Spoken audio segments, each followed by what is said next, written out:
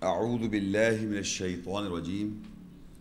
I seek refuge in Allah from the shaitan, the stone.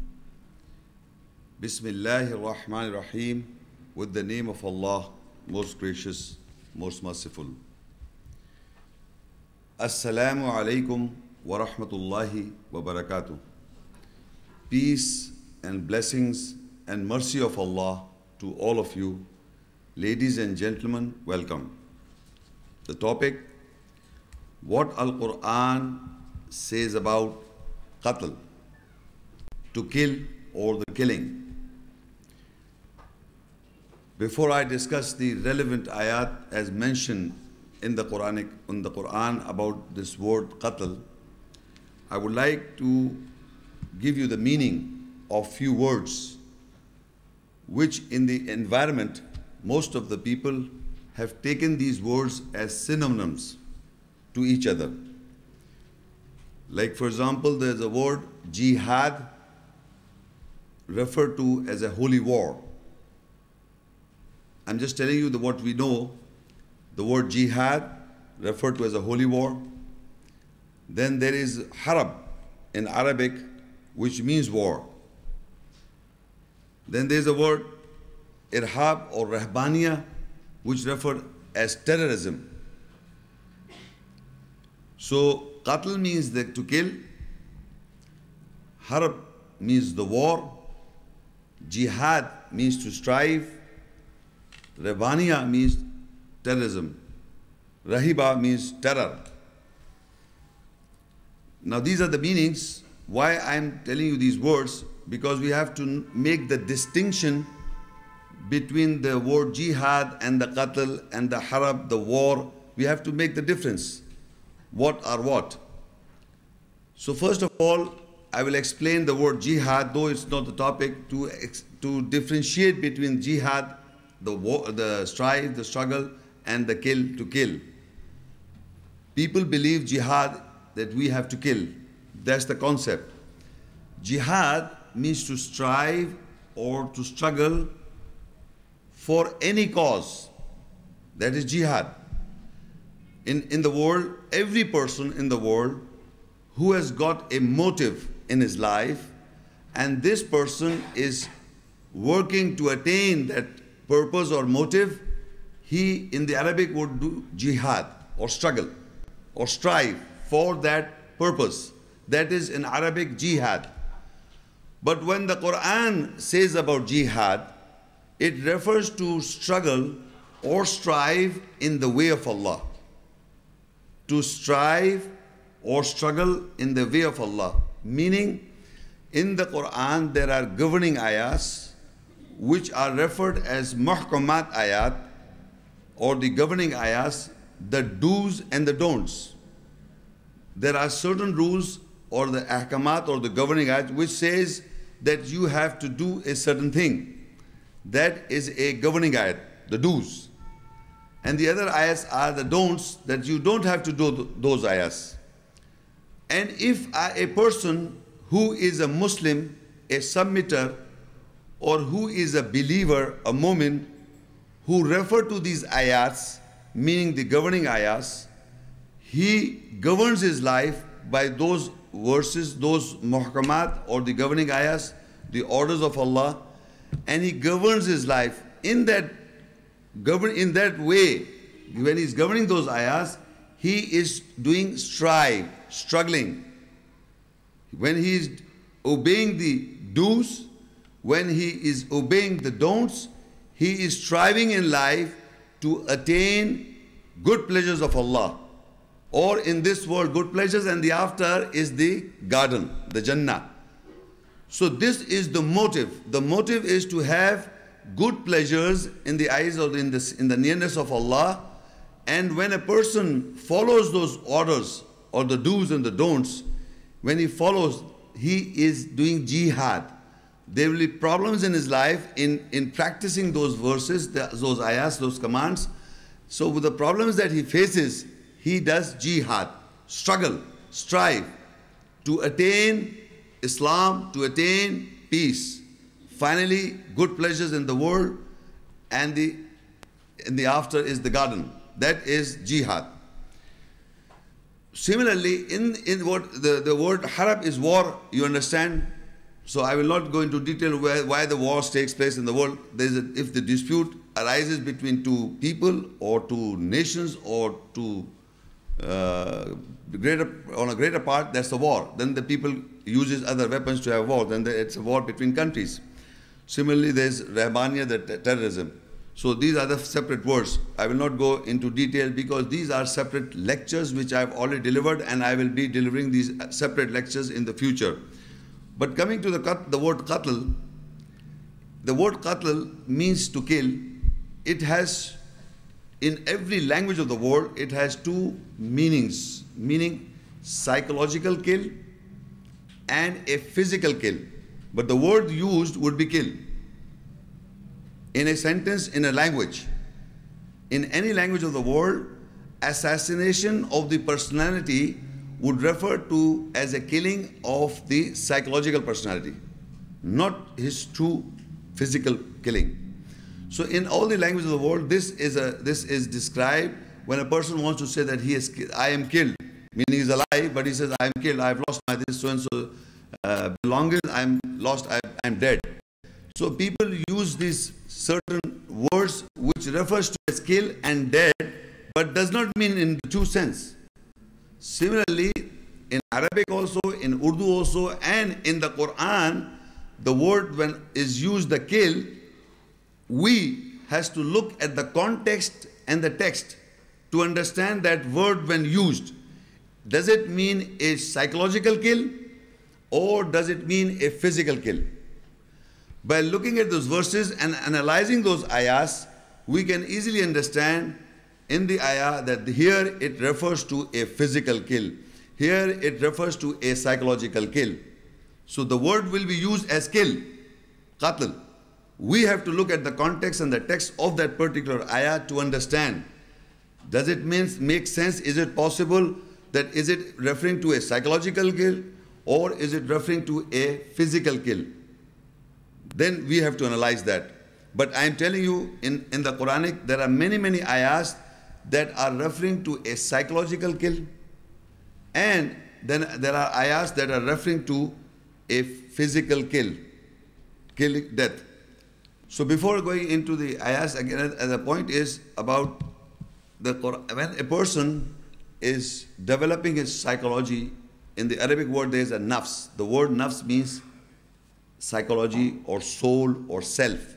That is the meaning of nafs. Nafsiyat. From that word has occurred nafsiyat, means a soul, self or psyche.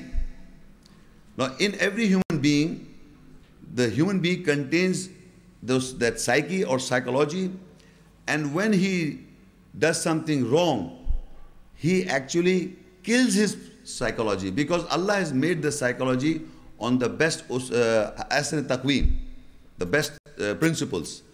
But when he disobeys the rules or the ahkamat or the governing ayahs, he is killing his personality. Similarly, Allah says within the ayahs when I read that you kill your psychology, means you kill yourself.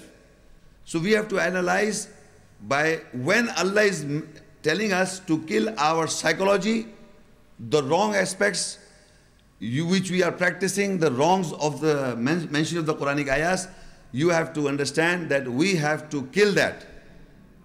And at the same time, there are certain things which are said not to do, we don't have to do. And there are certain things we have to do, we have to do. So in that context, we have to fight, struggle, strive.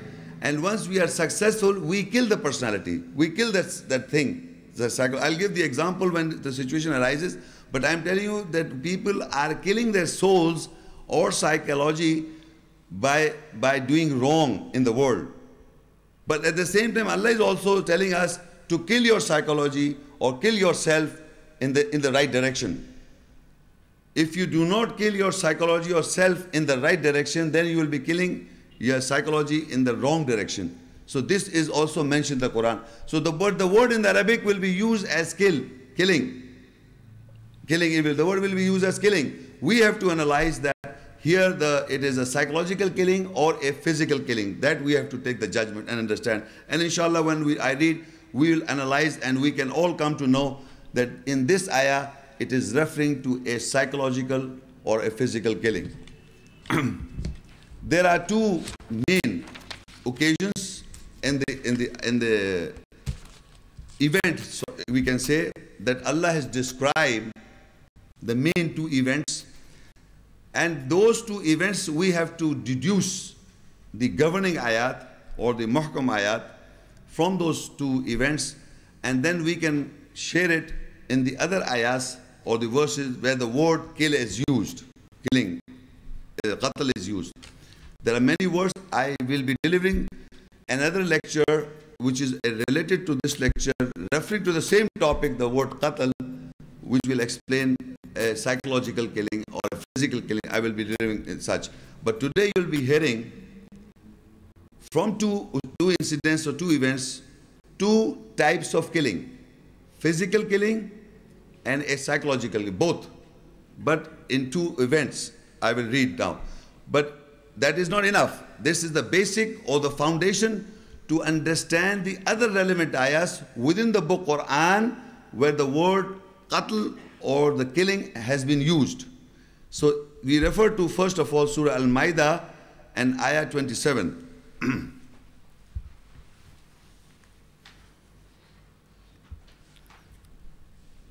وَاتْلُوا عَلَيْهِمْ نَبَأَ ابْنَيْ آدَمَ بِالْحَقِّ إِذْ قَرَّبَ قُرْبَانًا فَتُقُبِّلَ مِنْ أَحَدِهِمَا وَلَمْ يُتَقَبَّلْ مِنَ الْآخَرِ قَالَ لَأَقْتُلَنَّكَ قَالَ إِنَّمَا يَتَقَبَّلُ اللَّهُ مِنَ الْمُتَّقِينَ.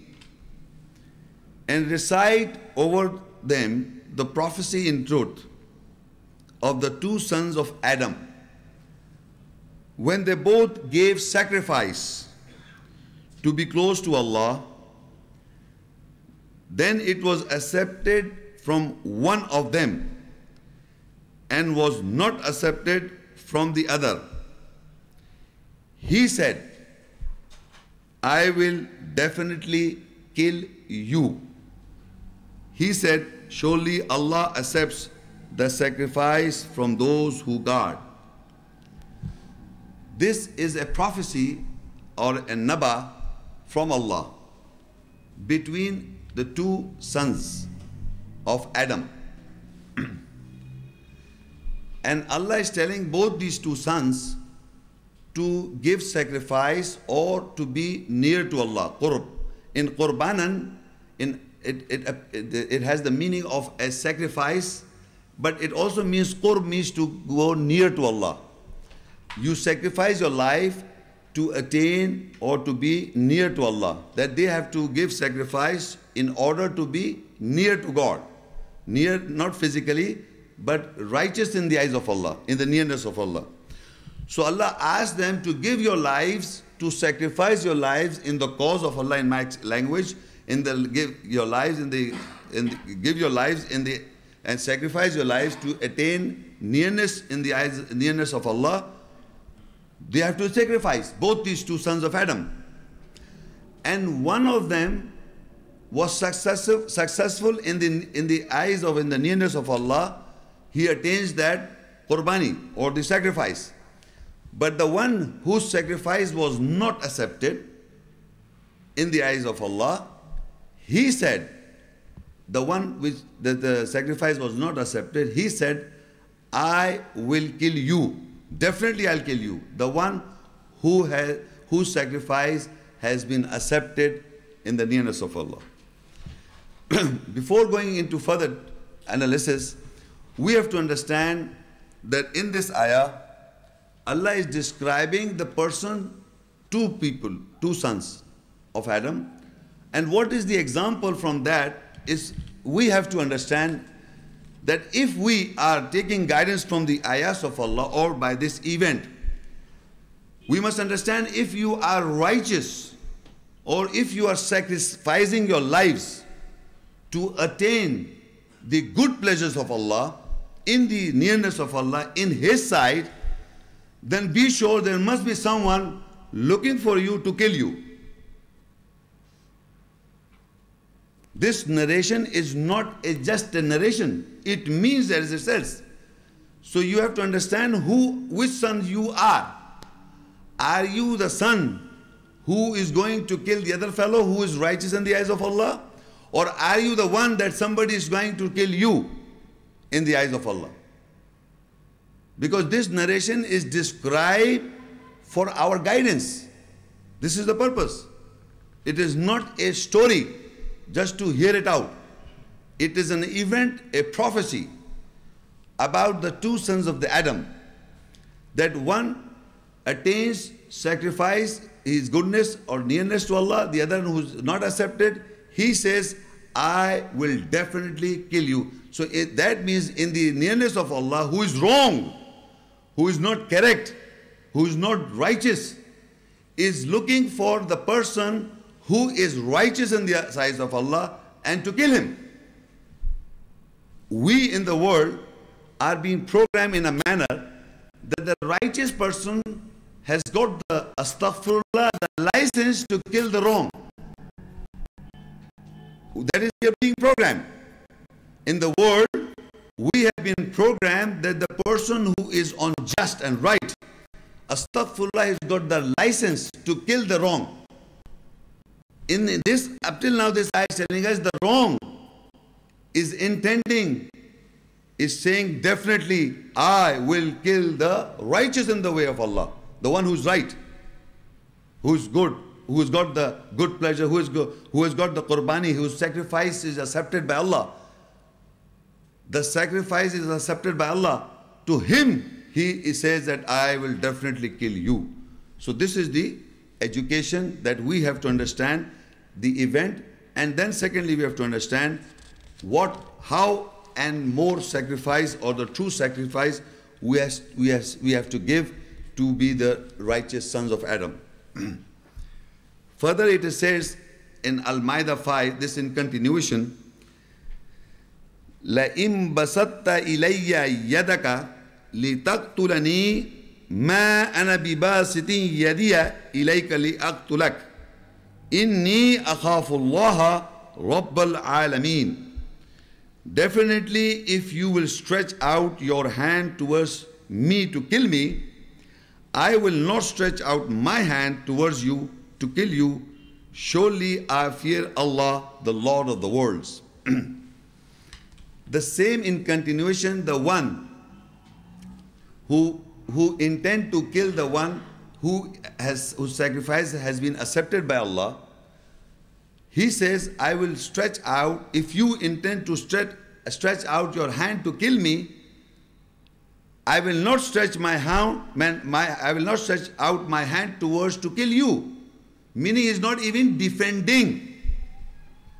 Here you must note the point. He is not even defending.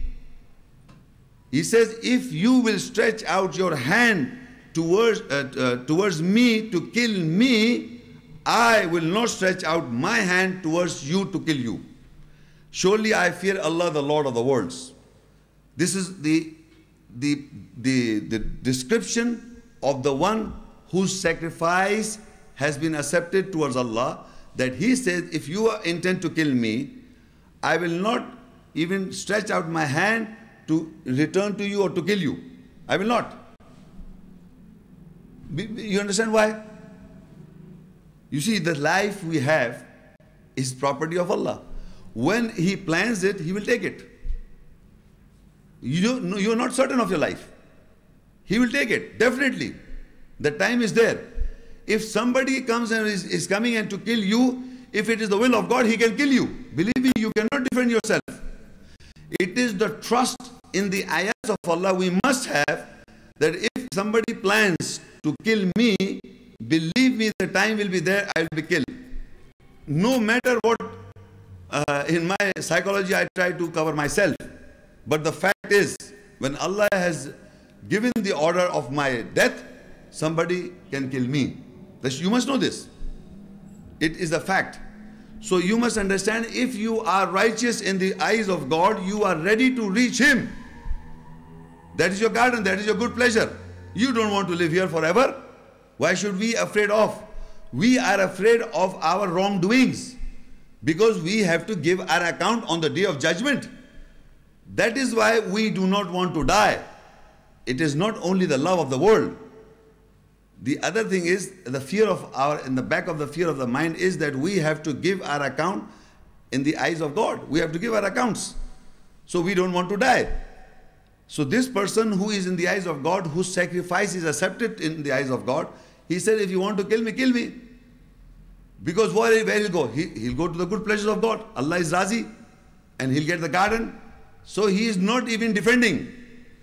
He is not even defending because he expects that, well, sacrifice, I am ready to sacrifice, I have sacrificed my life. If somebody has come here to kill me, he's making my easier that I'll reach Allah, the final destination where we have come from, and the garden is there. Those who are unjustified, those who are not righteous in the eyes of God, they retaliate and rebel. Then the both wrongs, two wrongs fight. In this also verse we understand the right and wrong, there is no fight. There is no fighting. The wrong is ready to kill and the right is ready to die. No problem. If it is the will of God by permission of Allah. So there is no fight between the truth and the false. Two false fight. You see in the true sense.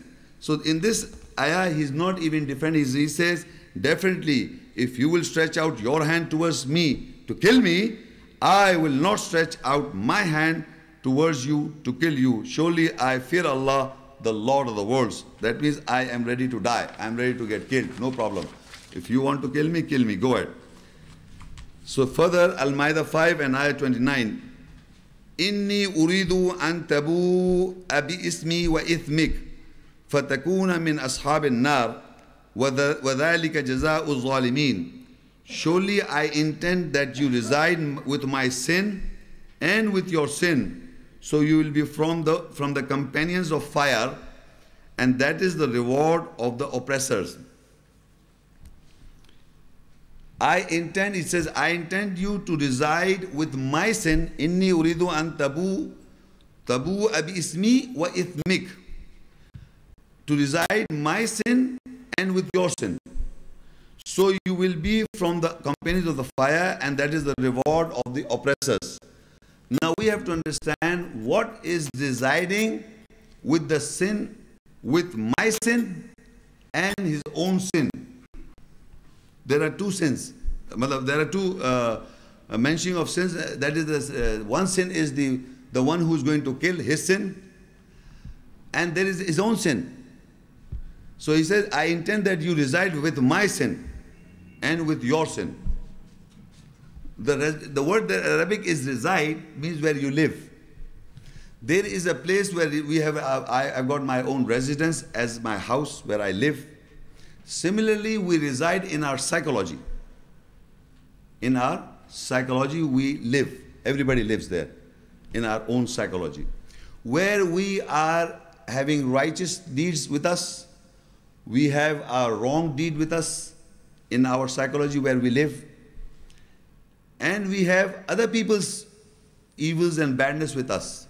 What other people have done badness or wrong or evil, we know. Somebody's badness or weaknesses, we know, and we reside with that.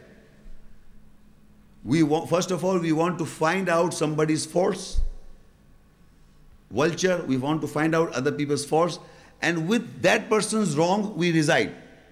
We live in that. That person is this, he was doing this, I know about his personality. We reside with that, we live with that. What is that purpose for? What you gain out of nothing? Except to reside with the other people's weaknesses, you reside, you live in that. You are living in that, somebody else's weaknesses, you live with that, and your own weaknesses or your own wrong or sin. So he says, you reside with my sin, whatever the sins that person has committed, you reside with that, you are looking for my sin, these are my mistakes, these are my problems, you reside with that. And your own sin, your own sin you also know. You understand what I'm saying? There are two where you live. My own sins, you found out that this person, Muhammad Shaikh, has got these sins. You know this, suppose. So because of those sins, you know, you don't look at that message, you look at those sins. So you're residing with the sin that I have. So you're living with those sins. And similarly, there are your own sins. So you're living with your own sins. So this person says, you reside with my sin, because of my sins you know, you live with that in that, and at the same time you live with your own sin. So what is the purpose of looking at somebody's faults, that you start living with that? And you don't look at the message, you don't look at the sense or the essence. You look at the other people's faults or the sins if he has committed. So that is the judgment on the nearness of God, Allah. That if somebody's sins you know, you are residing all the time, you are repeating those sins, that person is like this and he has done like this, he has done like this, that is it, you know this. Okay, good. And you also know your sins.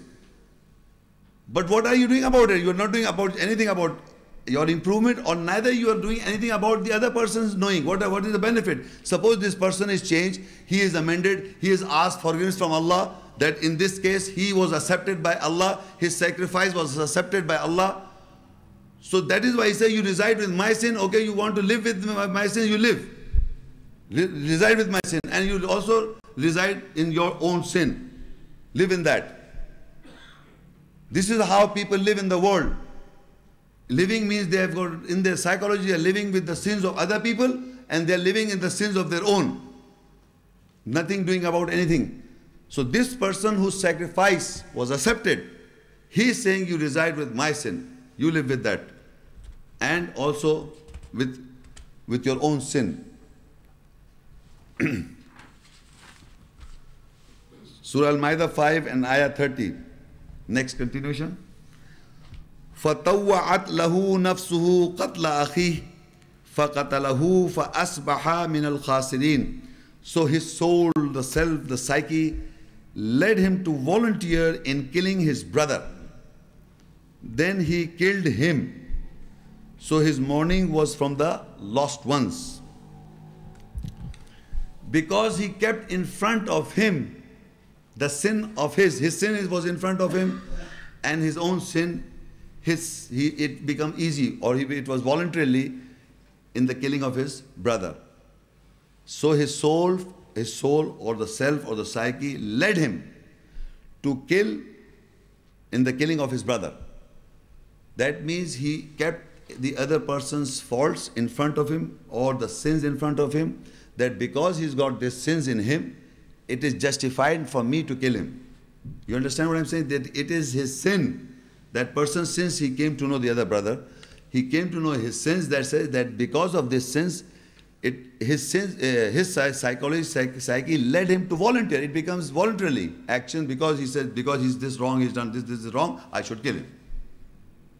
I give you example on the first of all, you go in on a road and you see somebody goes, hey, this man is doing, everybody starts going and start beating. It is a voluntary action of every male to safeguard the female who said, this man is teasing me, or, you know, you don't even think that was she doing mischief, she's doing mischief or not, but you voluntarily start, they just justify not to you see so many actions we do and immediately. So that is a justification or voluntary, though I may be doing the same, but at that moment I will rush up first and start hitting, why are you teasing that girl? It is a voluntary reaction of a situation. There are many situations in life that we are justifying our action because this has happened, I did this. It is no justification of doing wrong. If a wrong does take place, you are not justified to do the same very act the wrong. Similarly, his psychology, he knew the sins of that person, of that brother, he knew the sins.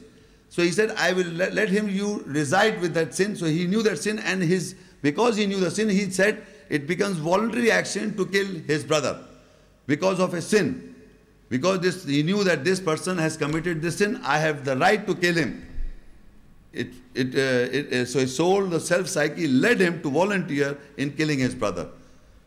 Then he killed him, so his mourning was the lost ones. Why did he kill him? First of all, he killed him because he was accepted by Allah. First, his jealousy. He was not accepted, his works was not accepted. That is the first jealousy. Now he's covering that jealousy by thinking that this person is to be killed because he knew the sins. He knew the wrongs or the sins of that brother. That is why he said, you live or reside with that sin of yours and of my sin. You live with that. My sin also you reside, and your own sin you reside. So people who look at other people's faults or weaknesses or wrongdoings doesn't justify them to have their feelings for that person the way they have. It is not justified. If somebody is wrong, doesn't mean you to have a bad relation with that person. That is not the justification. That is the point here we have to understand, because the soul, the self led him to volunteer in killing his brother. Justified him, yes, you can kill him because he's got bad character or whatever in his eyes. But in the eyes of Allah, he was accepted. The sacrifice was accepted. But to him, he knew it. Okay, I know his sin. That is why you can reside in the sin, in my sin. You can reside with my sin, and you can reside in your own sin, with your own sin. So that is why he killed him. Now what happened in Surah Al-Maidah 5:31? فَأَبْعَثَ اللَّهُ غُرَابًا يَبْحَثُ فِي الْأَرْضِ لِيُرِيَهُ كَيْفَ يُوَارِي سَوْءَةَ أَخِيهِ قَالَ يَا وَيْلَتَا أَعْجَزْتُ أَنْ أَكُونَ مِثْلَ هَذَا الْغُرَابِ فَأُوَارِيَ سَوْءَةَ أَخِيهِ فَأَصْبَحَ مِنَ النَّادِمِينَ. Then Allah appointed a crow who discusses in the earth so that he can show him how to put behind the badness of his brother. He said, "Woe to me that I was incapable to be the example of this crow, so that I could have put behind the badness of my brother." Then his mourning was from those who repent. Now then Allah appointed a crow. When he has killed his brother, so Allah wanted to educate this person who has killed his brother. He says, then Allah appointed a crow who discusses in the earth. In Arabic is yabasa fil ard, bahas. So when we see a crow, what he crows? What do you say in English? Crowing. When a crow crows, is it right? That's right. So when he does? If you look in the world, if any crow is damaged slightly, or you try to hit any crow, the other crows will shout and make a big noise to an extent that all the crows will be gathered. That shows the feeling of another crow, that he's got a feeling for the other crow. If I'm going to do something to a crow, the other crows will gather by behest, by crowing. That is the instinct behavior of a crow. So that means this shows that how they have feeling for each other. You understand what I'm saying? Or even if they have fight, if there's a fight going on between the crows start crowing. So the other crows are gathered together for a help or whatever the reason. To educate us. Now, what is the message in that? When the crow starts crowing and the crows get together, it safeguards the one who's been beaten. So that is an emotional attachment shown by the crow to another crow. Here, when he has killed his brother, because he was residing with his sin, I was telling you before, now you can see that, then Allah appointed a crow who discussed in the earth, so that he can show him how to put behind the badness of his brother. If he knew the sin of his brother, he could have put them behind. He would have looked at his goodness. But he put it in front. He resided with the sin. He has his sin in his mind that volunteered him to kill his brother. So that he can show him how to put behind the badness of his brother. That if I know somebody's faults, I should put this fault behind myself and look at his goodness. That we should all do. But the one who lives if somebody's faults or resides with the other sin, will always definitely to attack or do something wrong for that person. So this is so that he can show him how to put behind the badness of his brother. Then he realized and he said, "Woe to me that I was incapable to be the example of this crow, so that I could have put behind the badness of my brother." If he would have put the badness of his brother behind his back, the sin that he knew of his brother, that he said, you can reside with the sin of my sin. If he knew the sin of his brother, he could easily put it behind his back. But he did not. And because he did not put his sin behind his back, he kept in front of him and justified his act of killing. He justified his act because he thought this man is wrong. I know his sin and he should be killed. But actually he was jealous. But in front of him he put an example to justify his act, that because he had committed this act, I have the right to kill him. That is the justification in his psyche. So the crow, when Allah appointed the crow, and a crow who discusses in the earth, and he could see it, so that he can show him, that crow can show him, he can understand by the act of the crow, that he can show him how to put behind the badness of his brother, how to put people's faults or badness or sins behind your back. But if you don't, the moment you look at a person, you look at his goodness or badness. Think like this. You will always look at his badness, his faults. So that means you are residing with his faults, you are residing with his sin, will not take you anywhere. And if you are residing with the sin of somebody else, then your natural reaction towards him will also be wrong. Natural. This is how the problem is. So from these ayats, we have understood that if person is looking at somebody's sin, if we know somebody's sin, we normally come to each other's faults, we come to know.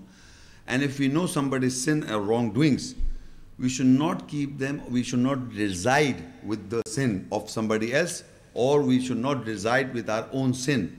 Reside means you live with that. You don't amend, you don't correct, you don't look or put other people's sin behind your back. If you do so, then only you can attain goodness. But the narration of this event is educating us. This event is an education for us to take guidance. That Allah appointed a crow who discuss in the earth, so that he can show him how to put behind the badness of his brother. When he knew the sin of that brother, he should have put it behind his back. Then there would have been no ill feelings for the person. But because he did not put his, how do we know he did not put his behind his back? Because previously the ayah says he was residing, he said you can reside with my sin. So he was keeping in front of him his badness, his sin in front of him all the time. So that made him easy to kill the brother. So if you look at somebody's sin and keep it in front of you, you are residing with it. That is the education, that you should keep it behind your back.